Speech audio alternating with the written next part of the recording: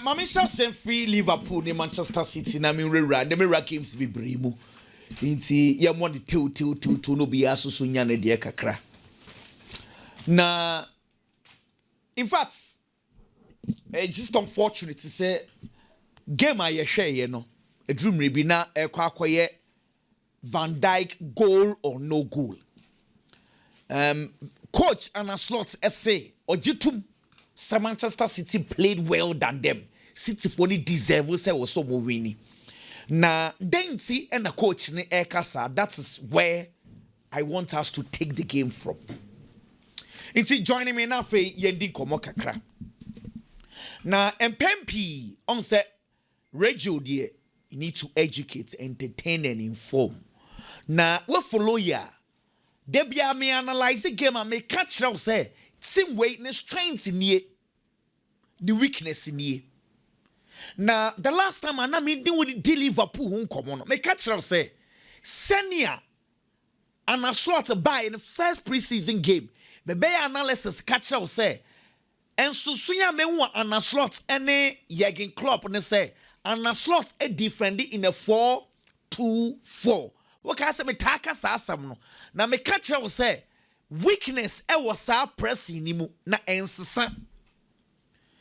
Can't for me start the game no na yenko starting from the 31st minute na ending komo. Sa ana slot ya me can asem say ni game ensesa Ken Manchester City versus Liverpool. How is Liverpool pressing? Can we squeeze this one saying the same 4-2-4 into an slot pressing and sasa. Maybe what you say. Let's build it from there.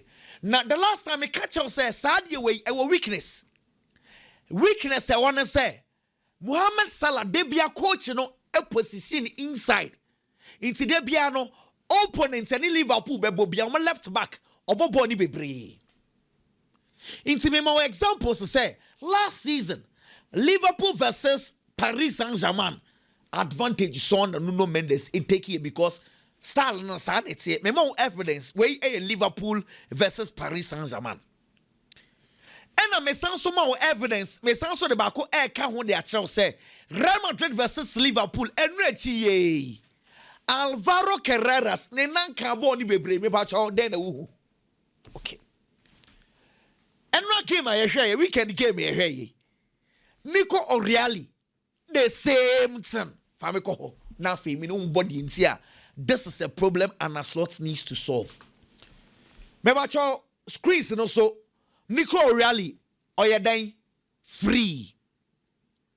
In this 4-2-4 pressing no sa weakness no they be a show and a slot and find a solution. Now the difference between sending Liverpool ball pa against Real Madrid and he said you Wednesday who so cry against Manchester City. Sa tactical tweak kakra maybe no ba be din komo kakra. Shade. Can't go chi ba ko na menche wade. Esan say weakness kakra. E Liverpool for right to be a Salah gina no. Hwe in the Real Madrid game time will be an boni bedi Alvaro Carreras wa. Or the ball no kwa watch the position Vinicius Junior. Vinicius Junior almost a left wing and the Debiano or a bar line also. Into Debia corner Bradley Enyano. 1v1. Into the position of Vinicius Junior. Watch it very carefully. But nobody didn't come on about Manchester City then because Liverpool and Sassan and Sano. Into in the Manchester City game, Debia Vini na Ojina Debia no Ojina left wa. Debia line no Ojina no. Manchester City, Pep Guardiola decided the second next one. Say, Jeremy Doku, me manning Jina line also. Rather, I will position him inside. Difference kakra no. Inti, Nico Reali, to said ye, Carreras na oye free no, de bia umi no me free. Rather, Vinicius Junior na stay one line also in the Manchester City game. Jeremy Doku, Pep Guardiola decided to say obe position inside. Na Ken obi anfa na nisha hase na me no monko kakra. Ken baby a Jeremy Doku jina no. Conor Bradley and a air fan. Se Conor Bradley Efa Jeremy Doku na Doku aba inside na o follow no a then ekire na say left one Manchester City's left or Liverpool's right ehwo ye free inti Nico O'Reilly ebenya chance ay overlapping no but in the Real Madrid game Carreras the football or coping because Vinicius Junior ejina sa bar line ho me but won ususua kakre wom because Liverpool are doing their normal 4-2-4 press. Dia tosubio nyema kakra Pep Guardiola sesa from the Real Madrid game. I am sure Pep Guardiola studied Liverpool Real Madrid game and oye tactical changes kakra. Dia tosubio Nico Gonzalez a Manchester City defensive midfielder.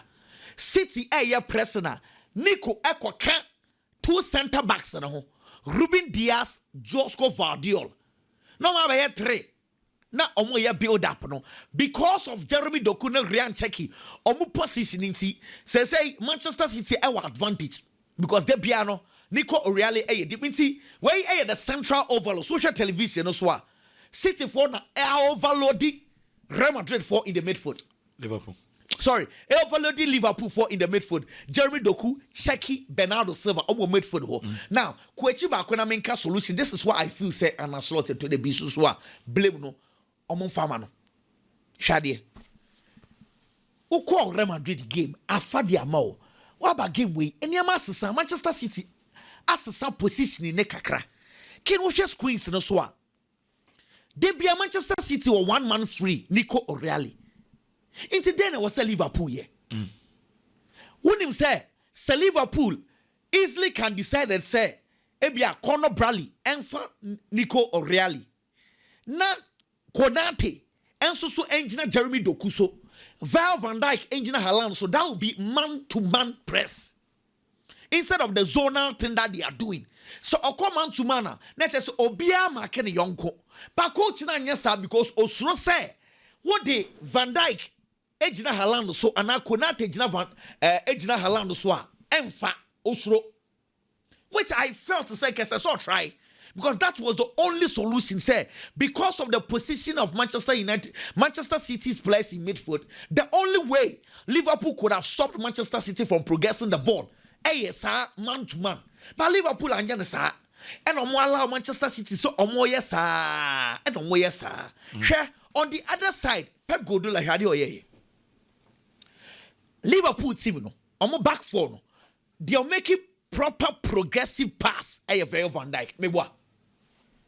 Obi a yeka say on ball long diagonal passes Van Dijk obi no betimi ato no Manchester City press here Haaland ejina Van Dijk so no mama Konate opportunity say ball no fama Konate inti e ball ni wie no Konate enenya most passes in the game or pass maku 70 into City's press was built in a way say instead of you getting Liverpool for an air finding Virgil van Dijk said a diagonal pass to Mohamed Salah will not allow that, rather allow Konate to have the ball and until the mood didn't attempt no the nine cardboard be but also it was a statical plan from Pep Guardiola into me feel some more game no coach the tweaking and nyamani bi kakra share adewa ya Pep Guardiola ye and yes sir Ibiensio. Was Pep Guardiola studied the Real Madrid game? This is Manchester City versus Bournemouth. And yet the same thing. I'm like, Pep Guardiola had the same thing against Bournemouth. So, and I thought, then I encore back in question because in the Bournemouth game, he positioned Jeremy Doku and then the wingers in the central midfield. And that game, City for almost trashy, almost my bomb of cry easy. Just a game near for 4 Edinburgh. Well, anyway, me some no doors into my body to. Jeremy Doku die me one home come echi. Me no more special. Who has City back for Vinicius? Se say Doku as a fight. Ken Vinicius no die se City wa Kenya mo nkofa no. Okay. Doku na fi no yi ne born die F. Eh, 150 million so die. Vini die Watanya or left wingers ne wo wiase no do was say ni mboche no start 150 die. Oh, I mean, Sebiana for Lamvete mo cry 100 and something. Ken Vino a top class player. I mean, she's got craving a wabe benya. Mean some na me bobo nyama ni bi dia kan to. Premiership no. Mama last season table as at match day 11. Maybe can't be the actual. Last season as at match day 11. See, now Liverpool lead 28 points. Man City were 23 points. Chelsea 19 points. Arsenal 19. Afi Arsenal were 26. Manchester City were 22. Chelsea were 20. Liverpool were 18. As a Chelsea, one more point. Chelsea, one more point. Liverpool are dropping by 10 points. 10 points. And Arsenal for so 7 more points at the account. City are dropping points. Liverpool are dropping points. Chelsea, 1 more point. But Arsenal, mom, and I appreciate 7 points. After 11 matches After 11 matches. Into what the last year, any this year, but to one. Teams ningina no Arsenal na ya de pa. But you see, leg no had me feel say experience kakra Edgar so every Arsenal. Arsenal the leading league table see ya watch Manchester City move. Arsenal are panicking. Who is more panicking? Why? Because they had a draw against Sunderland. What him say? Senior international break ya. Nke betia for so because Arsenal kobebo Tottenham, wabo Bayern Munich, wabo Chelsea. Panic because Manchester City are Liverpool. Because Sunderland and Mono. These are some of the games. Ebetu obiawo. Sunderland obo long balls. Chelsea intimisa long ball. Nti no me say, share Chelsea last minute no. Omu defend here 11 players inside the box. Share through sad goal now share you know. Fact we Bremen. Through sad ball no boy you know. All ball no. Kind of number of players are now penalty box anymore. Every single player in Kofono omu defending very very deep. It is difficult to play against them. Long balls and go on. Inti I under one of those games ebetu obia. BBNC wa Arsenal. So where is the panic coming from? Nyame do international break ni don't be save wo kakra because I think say e unnecessary. Relax and play your football. BBNC. But Sunderland share Chelsea ne Arsenal bodro. That's omo yeduma. Now go for no long balls throwing up people no who Dan Balland go no shame. Goalkeeper na Simon Rufus na be ball. All born in Mukwela Mukwele Eko soro na wapema diaba Dan Balland no about long balls. Almost style no. Anyway, Ken. Share Madrid for mu ya yi. Me share Vallecano game ni bi.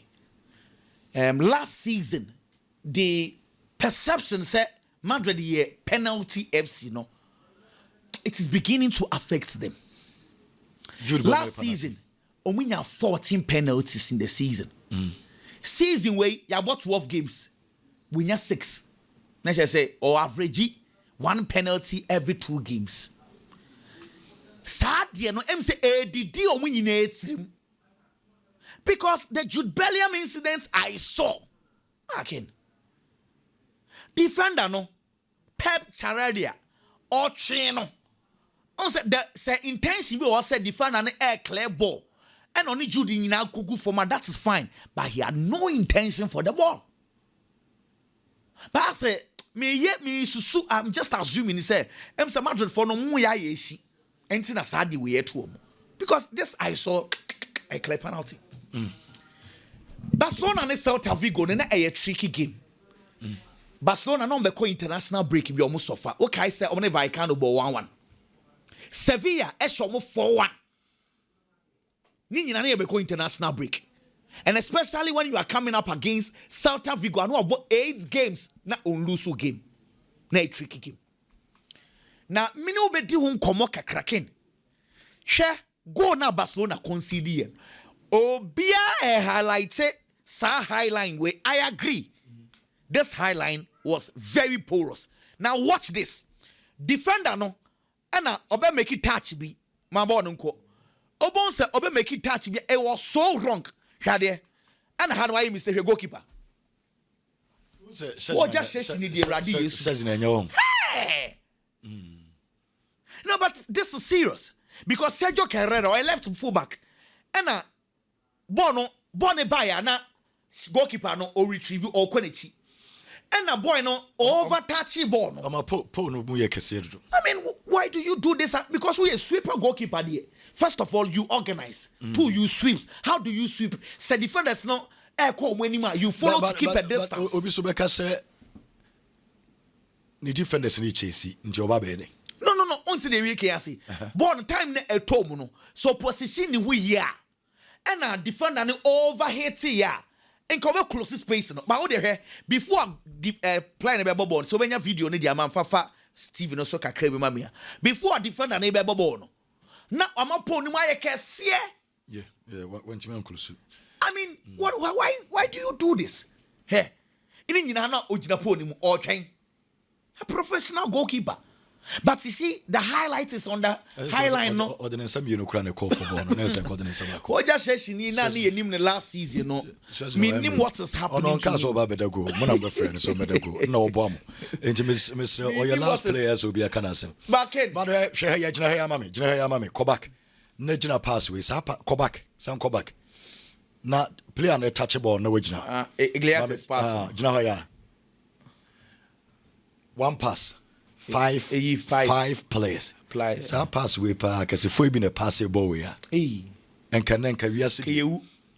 So players I can see on Majijo Mudin. PR for we been a year we are. Grace as we be for your way. So between me pass and all by pass was super 5 players. Super, one ball. Super.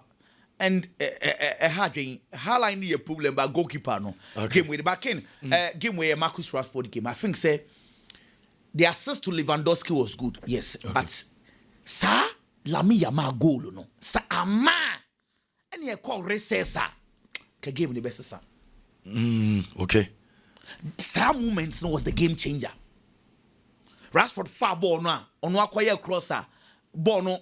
A deflect ye better Lami Yamal ni more share because I go na ma and ye call recess na game no be in a parity in Casam Wesi. Sir, and a crown on and say because Omo award was 60 be pray. Rashford born a touch you be. And you say na your Rashford assist. And your Rashford on Kwama who be brave this season. I will games in the be mo. Ball obi to me ball emane can obi. Be a defender yes or clear and co. Na the assist must happen. And the na fan base no more pen numbers no more share that. But the league and Premier League award for Moriba in a 9 car and it sounds so sound direction. Sound direction. You know any the assist but Omo can assist. On one cast any the money from. Omo can assist. Any assist because still the 9 car no sounds sound direction and no problem. But it's a sound direction. And I man able to Lami Yamal. But my point is that some moments no any change and it's a game. But that's say Chelsea Chelsea Estevao. Me who player one Chelsea supporters team Sasa. Why are they? Estevao they said yeah, why are they? Omo managing ye supporters in Yabutre. Omo managing ye pa I agree. But omo manam rank kakra. Omo manam re man wa babo kakra. Pedro Neto is also doing well. Neto de Portugal national team no World Cup no mo na ekobo. The only problem at Chelsea is still the number 9. Okay. Dilap no. I think say omo yem fonso Osimhen na esen komoto. Komo ye Osimhen na kombe league no. And a defender.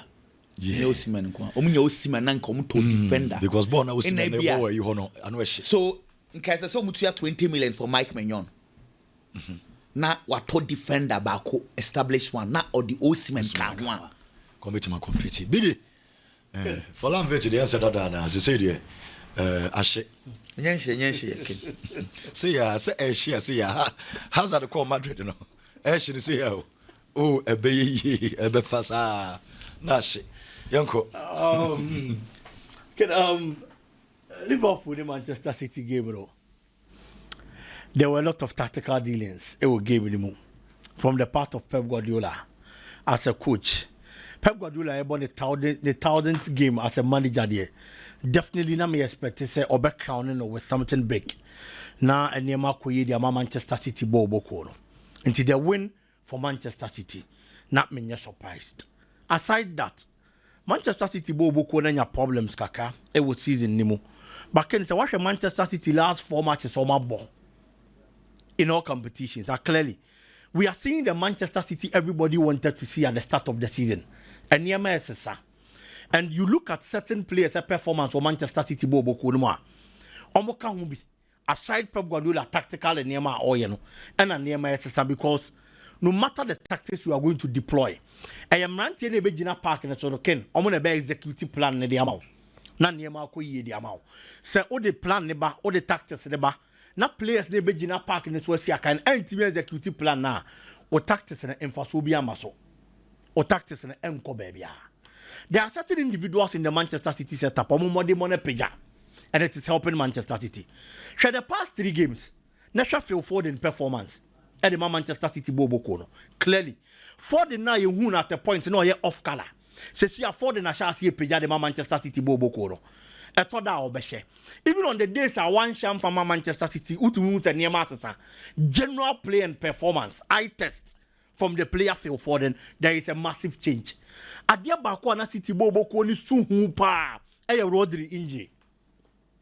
Rodri knew why never Babo game the Manchester City because there have been players I had my batim nimu. But performance didn't mean do Rodri standard no. Until now, all the story be brave. So Pep Guardiola fan and wagene. So person kokope Jao Neves. And then about Manchester City Bobo Koni because of few say. Talk Rodri Jatu no. Injury na ya recurring onu ne betimi afele. But so share the game against Liverpool very well. Bona Nico Gonzalez boy. Edema Manchester City. E wo mfimfin hono no.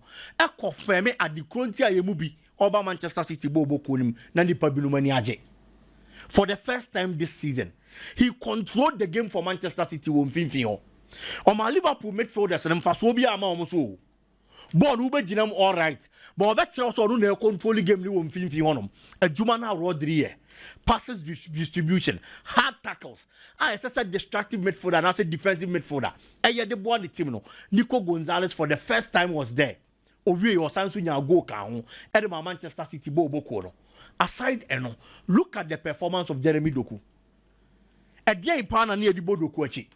The nani party bodo kwachi say Doku betimi afa ball na twi the whole park ne ntwere de nya news but ade odi abeka the game ne ho na enka ho the end product Doku twi the whole park we are no abobo na to atwene pass na obema enkosi ni nipa so on create chance emfa assist man team fa so obi ama na ntwere to but this season you look at Jeremy Doku ade changing the game ni nyina the end product otwi we are or the ball no be man ni nipa the final delivery on days or no so bebem no betimi so asanya chebi it who faces such a side now with defensive units and anya stronger Konate mistakes are not oye look at the timing for the jump against Ellen Brot Haaland I nam so ma Haaland di share go edema Manchester City Bobo Kona first goal now Abranti and the timing for the jump was wrong Haaland every jano and no blocking in the air and a Haaland FR ball no what's in the strength and in the height any BBR aside eno look at quite fast so of course a penalty against Jeremy Doku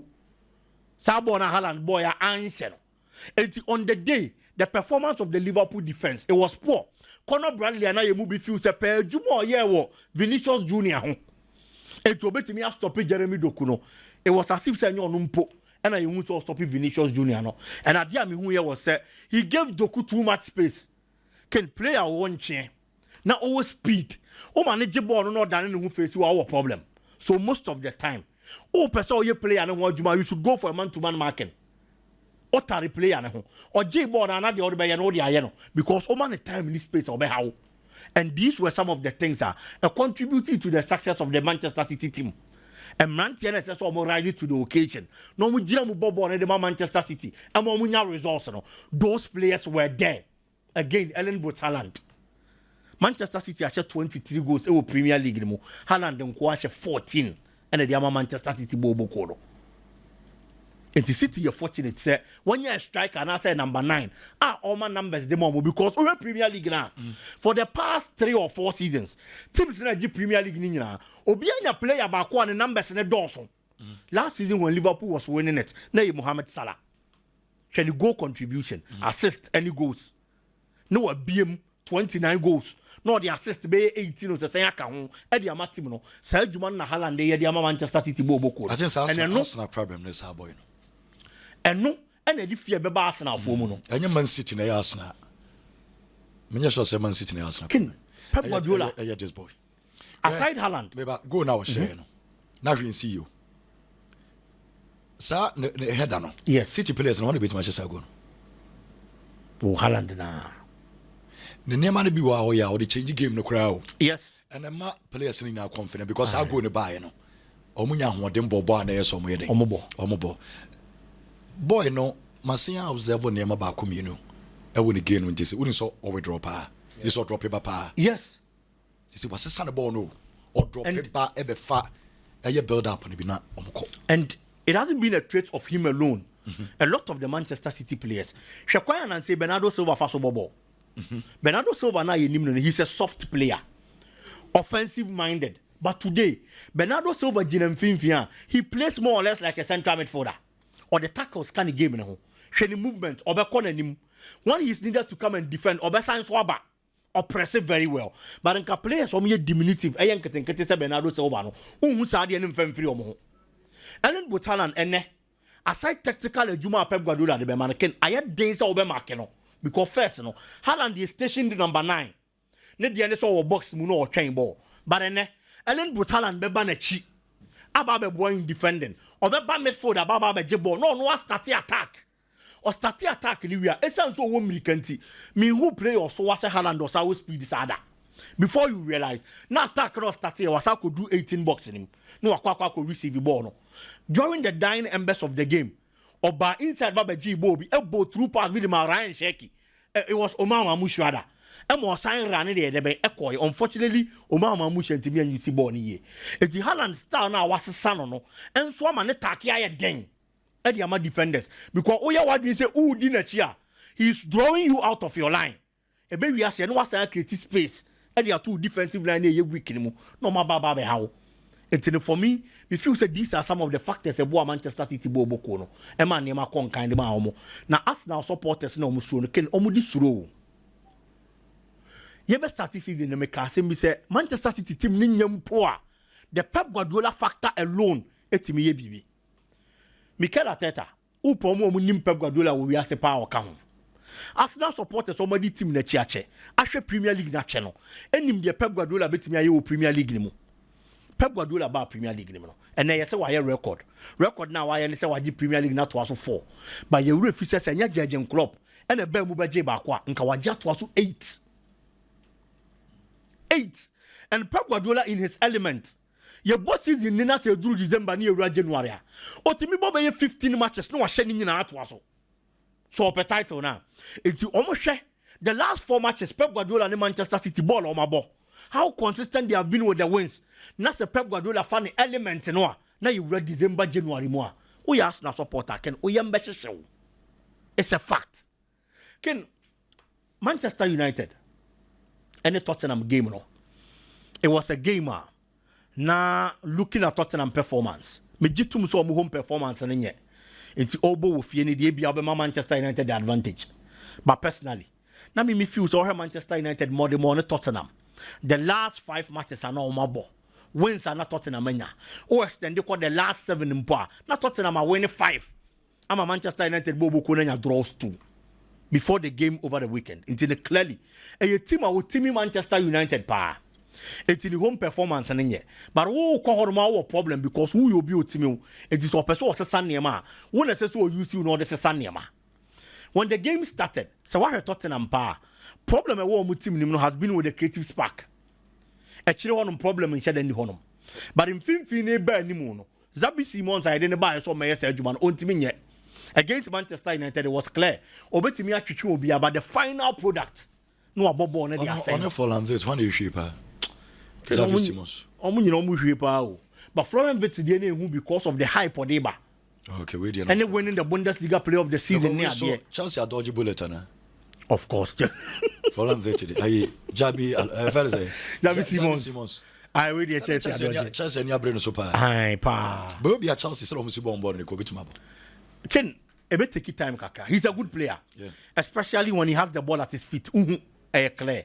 But Premier League ne niama ba ku mienu bi na beat no. Again, problem ba kwa Tottenham Boboko no has been with their striking department. Kolomwani Ekobo alone e Juventus. Na mo de money ye.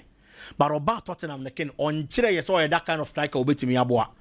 Kolomwani has played 191 minutes for Spurs, no shot on target. 191 minutes. No shot on target. It would be such a striker. If you see Manchester United defense, my defense now rest. There is no form of pressure. At the back where Manchester United, the selection of the coach. Your bomb abasopa. Even against Tottenham, he scored. But baby, Mbuomo Gina, you're very potent pa. The double number 10, no, the right side, which is closer to the right wing.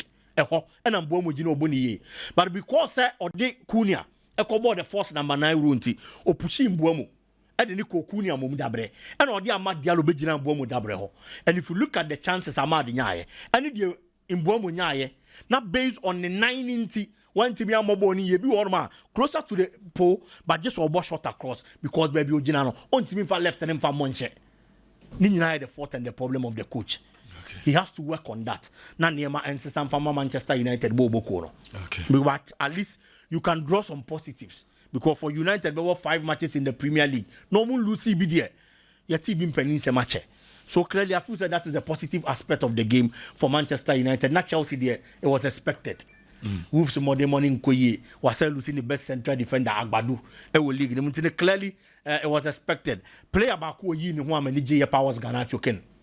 For the first time, that kind of weight at Chelsea being here, our flanks on them, Garnacho de Chelsea, the pace, the dribbles, everything was on point for the player. And I am sure, say Chelsea supporters now they are almost say, and they said, "You to motor Garnacho no, obetimi aye di amomo." And then one or yeah, for Estevao the least said about him the better. Watch it, so your opportunity in Kwandi obetimi.